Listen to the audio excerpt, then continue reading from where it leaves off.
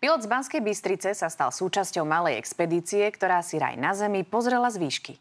Piloti z Karibiku ale na žiadnych tamojších pirátov nenatrafili. Môžu sa pochváliť, že dobrodružstvo malo romantický záver. Už odkedy som videl Pirátov Karibiku, tak som si povedal, že tam musím zájsť, ale nechcel som tam ísť do nejakého nudného rezortu.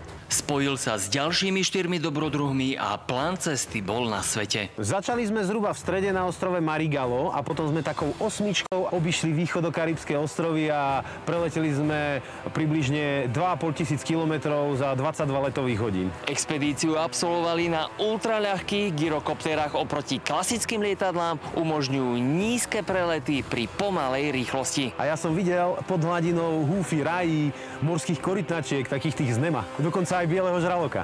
To je ten, čo žerie ľudí a ja som bol veľmi rád, že ja som hore a on je dole.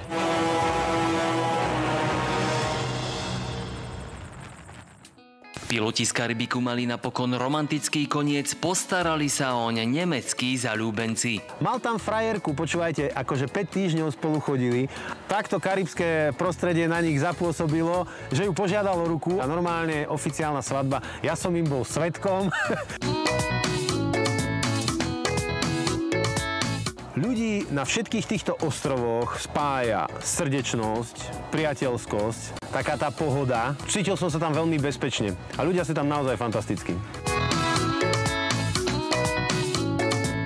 Ak existuje raj na zemi, tak naozaj je to asi tam. No ja som sa už tešil domov na ten náš raj. Ľubo Fronko, televízia Markíza.